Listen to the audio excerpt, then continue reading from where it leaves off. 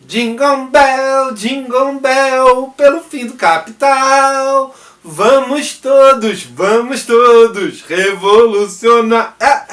Jingle bell, pelo fim do capital. Vamos todos revolucionar. Camaradada, que nesse Natal, o bom velhinho de vermelho e barba branca traga para todos nós a coletivização dos meios de produção e a emancipação da classe trabalhadora. Esses são os votos do coletivo que faz aqui o nosso canal, do meu bom tchezinho, para você e para todos os camaradas da classe trabalhadora. A gente quer começar esse vídeo agradecendo a todo mundo que se inscreveu no canal do João Carvalho. O João conseguiu chegar a 100k, 100 mil inscritos no canal dele, e é mais um canal da esquerda radical que atinge a marca dos 100k. Camaradas, é fundamental todos nós trabalharmos juntos.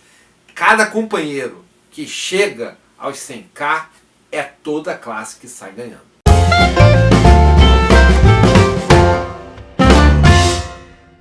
Fala, camaradada! Vamos encerrar então esse ano com o último vídeo de futebol sobre a Copa. Mas antes, aquela paradinha que vocês já sabem, né?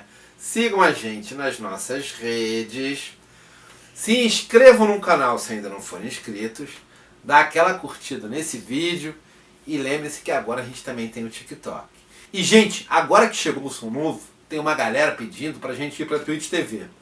A gente ainda tá em dúvida sobre essa parada de fazer reação a vídeo, mas se vocês acharem que é legal ver o Max reagindo aos vídeos lá na Twitch TV, deixa o comentário na timeline que a gente entra na Twitch TV também, beleza? Aliás, preciso me desculpar com o camarada Ricardo, do canal Ricardo História e Ciência. O camarada me pediu para dar uma olhada no canal dele. Camarada, bem que eu tentei. Mas a galera aqui do canal tá mais oriçada do que a pulseira do Senhorzinho Malta. E não me deixaram assistir nenhum vídeo do seu canal. Eu consegui ver que você fala do Hobsbawm e de outros grandes marxistas da história. Aliás, temos aqui no nosso cenário um livro do Hobsbawm. Temos a coleção completa, mas pegamos esse para ficar no nosso cenário. De toda forma, camarada, me parece que é um canal bom e eu tô louco para assistir. E aí, vou fazer um pedido para a camaradada. Pessoal, dá um pulinho lá no canal do Ricardo e me digam se vale a pena eu fazer um react com ele. Aliás, tome a decisão logo da Twitch TV, porque o pessoal aqui não tá me deixando assistir absolutamente nada. Parece que tem uma tal de história de que a gente tem que reagir a vídeos que não vimos. E eu acho que a camaradada do canal pensa que eu vou reagir a internet inteira. Não vai acontecer isso, mas enquanto vocês não tomam uma decisão e a gente não afunila isso, praticamente estou proibido de assistir ao Ian, ao João Carvalho, Sabrina Fernandes, Rita, Gael Fato, enfim, os canais que eu adoro assistir aqui na rede. Então, pessoal, tomem logo a decisão lá na timeline e dê uma olhada lá no canal do Ricardo e me digam qual é o vídeo que vocês querem ver eu reagir, porque eu não posso assistir eles antes. E agora, vamos pro vídeo! A gente viu na sequência de vídeos sobre a série de futebol que a classe trabalhadora terminou tendo uma grande força revolucionária, um potencial revolucionário na organização das torcidas. As torcidas sempre têm um caráter popular. Mas teve uma galera grande de esquerda criticando o canal por dizer que o futebol tem toda essa força revolucionária e afirmando com uma certa razão que o futebol não está com essa bola toda. Ô Max, mas tu não falou que o futebol tinha potencial revolucionário? Como é que ele agora não tá com essa bola toda? Falei, camarada. E de fato o futebol tem potencial revolucionário. Mas eu também disse que tudo que existe hoje em dia é intermediado pela luta de classe. E o futebol não é diferente disso. Então, se por um lado a organização das torcidas populares tem potencial revolucionário, por outro lado, a burguesia sabe aplicar a fetichização da mercadoria e transformar o futebol em algo inócuo, em algo que não é capaz de dar força à classe trabalhadora. E para obter êxito, a burguesia conta com duas grandes forças. A primeira é a óbvia, é a força do capital. E a segunda, os ideólogos da burguesia que aplicam as medidas necessárias e conseguem conduzir a burguesia para tomar o poder na luta de classe. No futebol não é diferente. A gente viu Charles Miller entrando em campo e tirando a classe trabalhadora de campo, apagando da memória nacional a experiência da pelada e colocando em campo um futebol branco e burguês. A classe trabalhadora deu o troco e foi necessário entrar um francês em jogo para poder dar uma nova guinada nessa história. A disputa que acontecia no Brasil e que eu contei no primeiro vídeo, que deve estar entrando em algum lugar aqui da nossa tela, aconteceu em outros lugares do mundo, em muitos lugares do mundo. E houve um francês que foi capaz de conduzir a burguesia para uma estratégia vitoriosa que nos colocou de novo fora de campo. O nome desse francês é Jules Rimet. Ele era da ordem militar com Cristo. E ele percebeu o potencial revolucionário do futebol, mas também notou que era possível fetichizá-lo e conduziu a burguesia internacional por um caminho e uma estratégia que pudesse tirar outra vez a classe trabalhadora de campo. Jules Rimet organizou a FIFA, a Federação Internacional de Futebol. E lá ele teve a visão do que era necessário para conduzir o futebol às mãos da burguesia. Ele queria conduzir o futebol para a profissionalização em todos os campos, de modo internacional. Mas pela profissionalização, não a profissionalização desejada pela classe trabalhadora, e sim a profissionalização que atendia aos interesses da burguesia, transformando o futebol num fetiche e retirando a possibilidade transformadora da classe. Se via quase diariamente nas manchetes de jornais que jogadores eram comprados, vendidos, alugados, emprestados, enfim, deixando bem claro que o futebol era dos cartolas, que poderiam fazer de seus objetos o que bem entendesse. Mas é claro, Rimet não tinha como chegar e estar em todos os lugares de todos os países. Ele precisava de uma estratégia que conduzisse a sua forma de agir a ser a forma hegemônica no mundo. Assim nasceu a FIFA. A FIFA, a Federação Internacional de Football Association, ela tinha como objetivo impedir que a classe trabalhadora se auto-organizasse e aparecesse ela própria representada em campo, sem o intermédio da burguesia. E como é que Rimet fez isso? Bom, Rimet teve uma ideia. Para conseguir tirar o amadorismo dentro do viés da burguesia, era preciso um torneio mundial, um torneio para o qual convergissem todas as seleções de todos os países do mundo. E vocês sabem que torneio foi esse? Bingo para quem respondeu a Copa! A ideia era boa do ponto de vista da burguesia, mas era preciso convencê-la. E isso não foi uma tarefa fácil.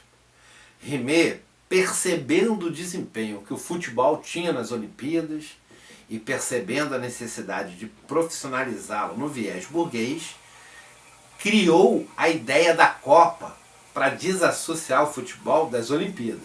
E o futebol era muito famoso nas Olimpíadas. Só que nas Olimpíadas havia uma regra. Todos os participantes tinham que ser amadores. Rimet até conseguiu convencer os países principais da alta burguesia a investirem num torneio mundial, mas ele teve um desvio de percurso. Algo que ele não contava.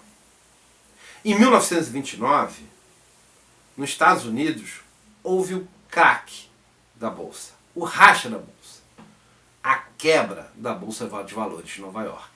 Tudo bem que a gente supervaloriza o fato de ter sido o craque da Bolsa, porque na verdade o craque da Bolsa foi só um sintoma.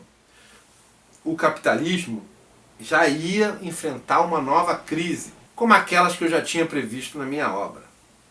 O capitalismo passa por crises cíclicas e uma nova crise de superprodução estava se aventurando em 1929. O craque da Bolsa foi só o ponto de explosão dessa crise que já estava no horizonte. Em outro momento a gente faz um vídeo específico sobre a quebra da Bolsa e o que isso significou na economia. Agora, o que nos interessa é que ela teve um impacto na decisão de Rimet de fazer o grande torneio mundial. Os países de primeiro mundo que antes estavam super afim dentro desse projeto do Rimet deram um passo atrás. Era muito arriscado reunir recursos o suficiente para construir estádios e fazer um mega evento desses num mundo que estava solapado por uma crise financeira que não se sabia onde ia parar. Mas como bom ideólogo da burguesia, Rimet conseguiu o absurdo impensável. Para fazer um torneio desse porte, seria necessário um gasto muito grande de capital. E Rimet conseguiu convencer um país de terceiro mundo, um país subdesenvolvido, um país fora do grande eixo, a investir seus parcos recursos, sua mais-valia acumulada no Estado, num grande evento desse porte. O Uruguai se dispôs a sediar a Copa, construindo todos os estádios necessários, custeando toda a estadia e, pasmem, ainda pagando um dinheiro para as seleções que se dispusessem a participar da Copa. Meu, sinto muito, mas não vai dar pra fazer Copa não, porque a gente tá quebrado de dinheiro. Perdemos muito dinheiro na Bolsa de Nova York. Ah, não tem problema. E se eu conseguir um país que vá pagar todas as obras necessárias, custear tudo sozinho? Rimet, você tá sonhando. Ninguém vai ser otário a esse ponto. Tá, e se além dele pagar todas as obras, construir tudo, bancar todas as estadias dos jogadores? Ah, Rimet, isso não existe. Tá, e se ele também pagar as passagens e ainda dar $75 para cada jogador que quiser ir para lá? Opa, como é que é? Eu consegui. O Uruguai. O Uruguai topou sediar a Copa, por mais absurdo que pareça. Construiu todos os estádios, pagou por todas as estadias de todos os jogadores que vieram e ainda deu $75 para cada jogador que se dispusesse a vir. E por que o Uruguai, em 1930, fez uma tolice dessa? Muito simples. Se vocês assistirem ao nosso segundo vídeo dessa série, vão se lembrar que aqui no Brasil houve uma ditadura, uma revolução, a Revolução de Vargas, de 1930. Pois então, a crise de 29 impactou a economia do Uruguai. E o presidente queria linha dura e assim tornou a vida da classe trabalhadora pior, gastando todos os seus recursos para fazer um grande evento de circo, um evento ufanista, que pudesse dizer que o Uruguai ia sediar o primeiro torneio mundial e deixar toda a classe trabalhadora abismada e se sentindo orgulhosa de ver toda a gringalhada chegando no Uruguai para perder o campeonato para o time da seleção uruguaia. E a política do Uruguai foi bem sucedida. O ministro da Indústria e Comércio, Gabriel Terra, foi eleito presidente no final do ano. Terra, para quem não sabe, foi um ditador uruguaio. Estabeleceu a ditadura a partir de 1933. Afinou relações com Hitler e Mussolini. Estabeleceu o terrismo e perseguiu todos os comunistas e opositores, enviando eles para a Isla das Flores, um presídio com viés político. Foi um governo de caráter fascista. E se vocês acham que a relação da Copa com o fascismo foi coincidência com Terra, estão redondamente enganados. A segunda Copa aconteceu na terra do fascismo, a Itália. Mussolini ganhou para a extrema-direita todo o fascínio do futebol.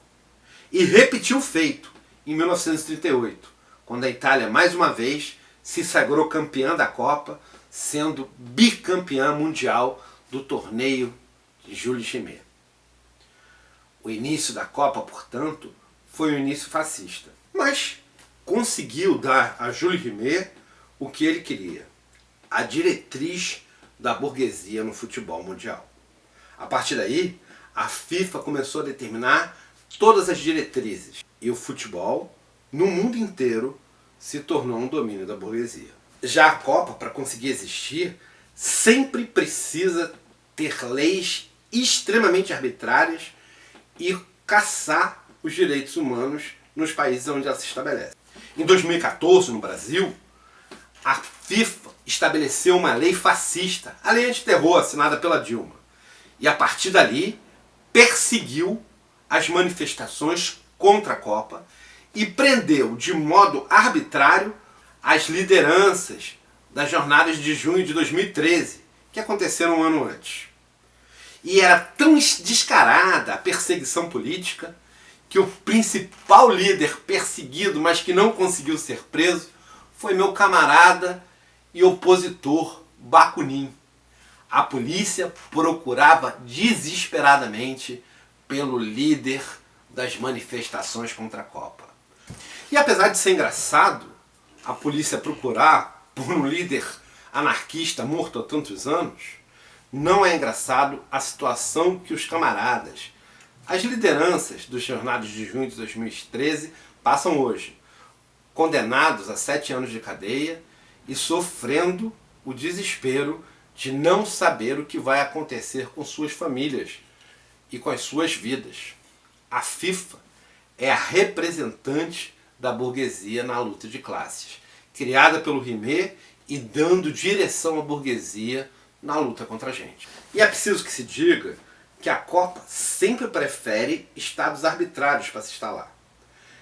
Em 2018, ela escolheu a Rússia e agora Catar. A FIFA também se aproveita da Copa para expulsar a classe trabalhadora dos grandes estádios.